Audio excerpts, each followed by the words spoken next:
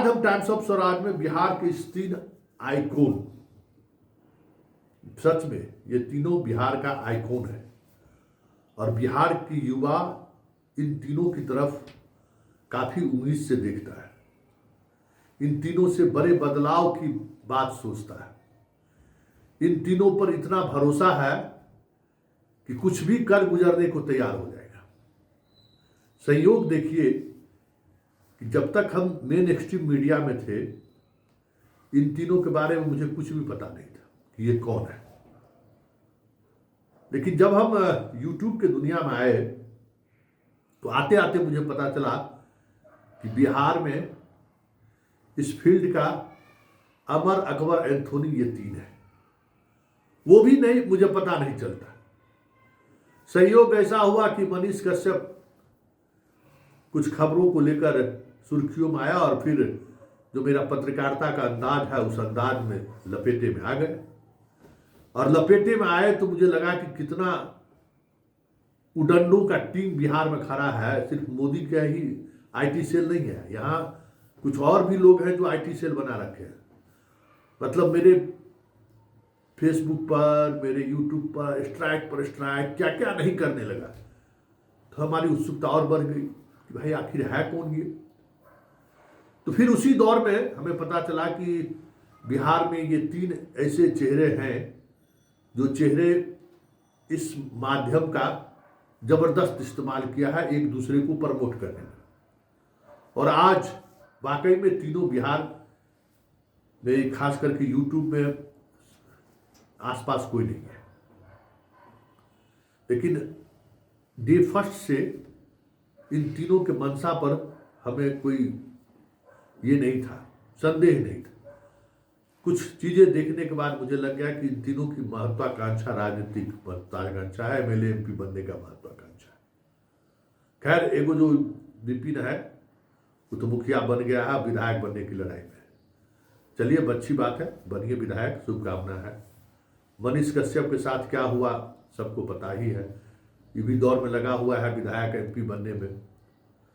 बात रह गई खान की, तो अब खान की बारी है। और आज हम इसलिए चर्चा ये कर रहे हैं कि खान जो भरोसा मीडिया में बड़ी बड़ी बातें करके एक उम्मीद जगाया बच्चों के अंदर, छात्रों के अंदर कि चलिए कुछ जो लड़ाई समाप्ति की तरफ बढ़ रहा था, जो लड़ाई लोगों ने मान लिया था कि बेनतीजा रहेगा, खान उसमें जान फूंकने की तैयारी में है। लेकिन 72 घंटे बाद भी वो किस तरीके से इस आंदोलन को लेकर आगे बढ़ेगा, किस तरीके से इस आंदोलन का स्वरूप होगा, गर्दनी बाग कब पहुंचेगा, उसको लेकर कोई स्पष्ट ब्लूप्रिंट अभी तक सामने नहीं आया। देखिए, राजनीति करनी है ना तो दिल खोल कर करिए और तब सवाल नहीं होगा। लेकिन राजनीति में जाने का रास्ता अगर तलाशते हैं आप इस तरीके से कि हम एक खास कॉज को लेकर सिस्टम और समाज में अपना एक अलग वजूद कायम करना चाहते हैं, हम लड़ाई लड़ रहे हैं, ईमानदारी की बात, भ्रष्टाचार की बात, बड़ी बड़ी बातें जब आप करते हैं तो हमको संदेह होने लगता है कि ना, ये बहुरूपिया है, इसको एक्सपोज करना जरूरी है। क्योंकि इस देश में इसी तरीके का बहुरूपिया जो है ना, युवाओं को छला है। चाहे वो केजरीवाल हो, मनीष सिसोदिया हो, बहुत सारे लोग देखे, हर जगह मुखिया से लेके विधायक एमपी तक में बहुत सारे ऐसे लोग आए जो जिससे जनता और यूथ खास करके बड़ी भरोसा किया और उसके लिए मर मिटने को तैयार था उस दौर में, जो जिस दौर में ये लोग आए। लेकिन बाद के दिनों में वो बहुत ही छला हुआ महसूस करने लगा। तो हम अपने पत्रकारिता की विधा में एक बात का ख्याल हमेशा रखें कि इस तरीके का फरेबी छलिया प्रशांत किशोर, खान, मनीष कश्यप, जो विनय सर है कि विवेक सर है, वो ये सब जब बात करे ईमानदारी की, बात करे सच्चाई की, बात करे भ्रष्टाचार से लड़ने को ना, तो डट के खड़े रहो जाओ। क्योंकि ये निराशा का सिपाही है ये लोग, अपने स्वार्थ के लिए, अपने राजनीतिक महत्वाकांक्षा के लिए भोले भाले जो इस प्रदेश की जनता है, यूथ है, युवा है, उसको खूब सपना दिखाएगा। और हमें पता है कि जब इस तरीके का सपना टूटता है ना, तो फिर नई चीजें आने में 10 को लग जाता है। केजरीवाल जिस तरीके से आए और जिस तरीके से उनका पराभव हुआ है, क्या आपको लगता है कि बिहार की राजनीति में या इस देश की राजनीति में दूसरा केजरीवाल पैदा लेने में कितना बरस लगेगा? सोचिए, 30-40 बरस से नीतीश कुमार और लालू यादव जिस तरीके की राजनीति कर रहे हैं, कोई नई राजनीति निकल कर सामने आई क्या? इसलिए जनता को हम हमेशा इस बात को लेकर सचेत करते रहते हैं कि इस छलिया फरेबी से सावधान रहना है। ये आपकी भावनाओं के साथ खेलने आया है। इसका मनसा विधायक एमपी बनना है, इसका मनसा कुछ सुधार का नहीं है। और जैसे ही आपके दिल में कुछ बनने की लालसा पैदा हुआ, तो सच कहिए, जो आप है वो वास्तव में वो आप नहीं है। जो आप दिखाने की कोशिश करते हैं, वास्तव में वो आप है नहीं। इसलिए हमारी जिम्मेवारी है ऐसे लोगों को एक्सपोज करना। देखो खान भाई, आ जाएंगे मैदान में, अब हम छोड़ेंगे नहीं। अब लगातार तोरा पर हम एपिसोड चलाएंगे, वैसे भी हम चला रहे हैं। लोग हमको पूछता है कि भाई खान से आपको क्या प्रॉब्लम है, खान से क्या प्रॉब्लम है? हम कहते हैं कोई प्रॉब्लम नहीं।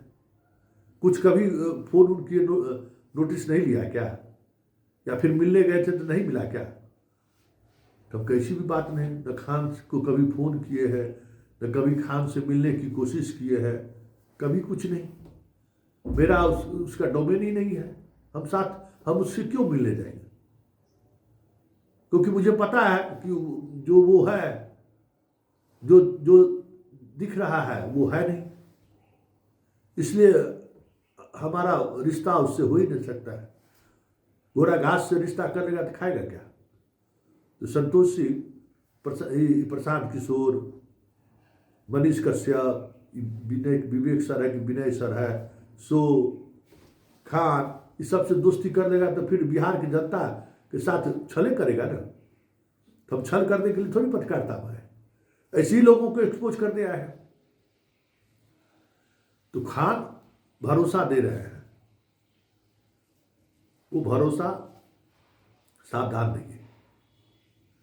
छात्र से हमें लगता है कि सावधान रहने की जरूरत है, क्योंकि ऐसे लोग अपने राजनीतिक उद्देश्य के लिए किसी भी हद तक जा सकते हैं। अपनी राजनीति रोटी सेकने के लिए किसी भी हद तक चले जा सकते हैं। अपनी राजनीतिक महत्वाकांक्षा के लिए किसी का भी बलि चढ़ा सकते हैं। इसलिए बार बार कहते हैं कि इस पॉलिटिशियन को अगर समझना हो तो एक बार वो छोकरी फिल्म जरूर देख लो। पल्लवी जोशी और परेश रावल है, यूट्यूब पर मौजूद है, जरूर देख लो एक बार। राजनीति और राजनीति में आने वाले लोगों की महत्वाकांक्षा और उस महत्वाकांक्षा को प्राप्त करने के लिए किस हद तक गुजर सकता है, उस फिल्म ने सच के करीब ही नहीं, एकदम सही चित्रण किया है। इसलिए अब खान की बारी है। खान को एक्सपोज करना जरूरी है। खान जिस तरीके से ये दिखाता है कि हम गरीब के बच्चों को पढ़ाते हैं कम फीस लेकर, हम गरीब के बच्चों को चाहते हैं कि ऊंचाई तक पहुंचे, ये अर्ध सत्य है।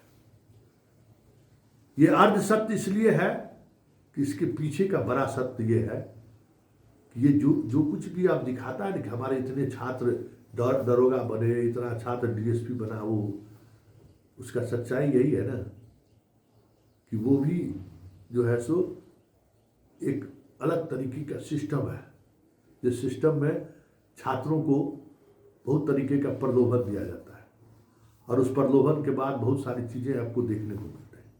5,000 10,000 बच्चा आप पढ़ा रहे हैं, उसमें 150 बच्चा अगर कम्पीट कर गया तो कोई आप ही के भरोसे से कम्पीट कर गया, और कम फीस लेना है, एडमिशन लेते रहो, 10,000 एडमिशन ले लो, क्या दिक्कत है? तो ये इसका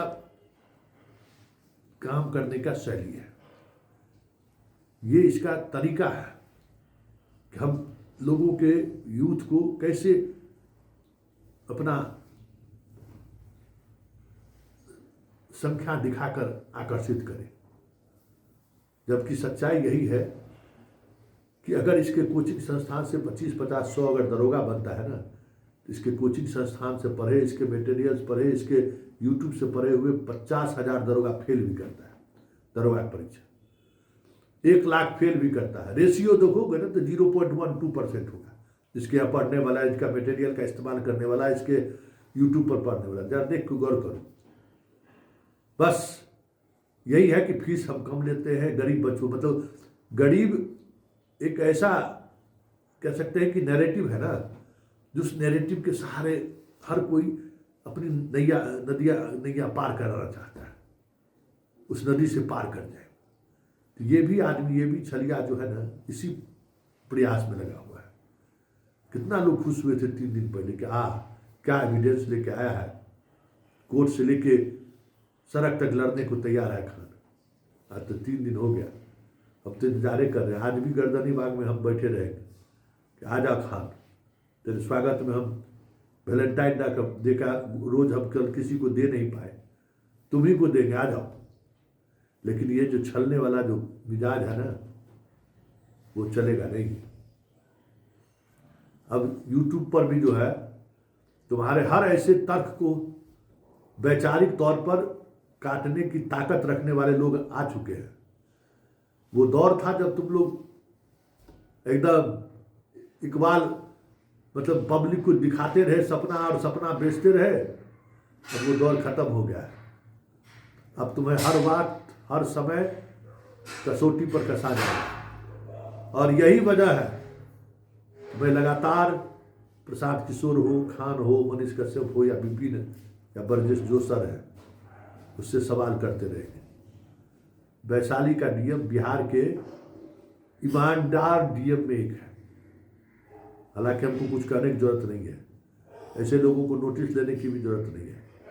ये भ्रष्टाचार से नहीं लड़ रहा है, भ्रष्टाचार कैसे किया जाता है इसकी सीख ले रहा है। ये आने वाले दिनों में विधायक का चुनाव लड़ना चाहता है, तो लाइमलाइट में कैसे आएगा? तो यही सब तरीका है ना, इसको टिकट चाहिए, ये भी विधायक बने। मतलब एगो कौन ओझा था ना जो आप पार्टी से चुनाव लड़ गया। हमको तो ये समझ में नहीं आता है कि इस तरीके के लोग जिसको जानते हैं लोग, एक अलग तरीके का सम्मान जिसको लेकर है, ये चुनावी राजनीति में क्या रखा है भाई? एमएलए एमपी में क्या रखा है? एक पत्रकार के रूप में जो मेरा समाज में कंट्रीब्यूशन है, जो हम समाज के लिए कर पाते हैं, जितनी संतुष्टि हमें होती है, कोई एमएलए एमपी को उतनी संतुष्टि और उस तरीके से समाज के लिए नहीं कर सकता है, क्योंकि वहां उसकी गुंजाइश ही नहीं है, वहां आप कर ही नहीं सकते। तो एक शिक्षक के रूप में जो आप समाज को दे सकते हैं, वो आप सांसद और विधायक बनकर क्या दे पाओगे? यही समझदारी और यही कमिटमेंट है, और यही समझदारी और कमिटमेंट तुम्हारे फरेबी होने का और छलिया होने का सबूत है। अरे एक शिक्षक को हृदय से लोग प्रणाम करता है, हृदय से सर झुकाता है। एमएलए एमपी को कभी लोग हृदय से सर नहीं झुकाता है, लोगों को गालियां देता है प्रणाम करने के बाद। और जिस सम्मान से शिक्षक के लिए लोग कुर्सी छोड़ता है, जिस सम्मान से शिक्षक के लिए अभिवादन स्वीकार करता है, अब क्या कहां, अब किस खेल में लगे हुए हैं? इसलिए कहते हैं ना कि जरा नजर को खोलिए, जरा चीजों को समझने की कोशिश करिए। ये सारे के सारे छलिया है जो हमारी आपकी भावनाओं के साथ खेलने आया है, खेल भी रहा है। और हम वही कह रहे हैं कि शिकारी आएगा, जाल बिछाएगा, दाना डालेगा, लोभ से फंसना नहीं। बस हम लोग बोलते हैं और हर बार ऐसा शिकारी आ जाता है। इसलिए हमारा मकसद है, हम आप तक अपनी बात इन छलियों के बारे में कटुतापूर्ण शब्द में ही सही पहुंचाते हैं, ताकि जब कुछ ऐसा हो तो इन छलियों से छला हुआ महसूस नहीं करो। कोई तुमको याद दिलाया था कि भाई ये आदमी सही नहीं है,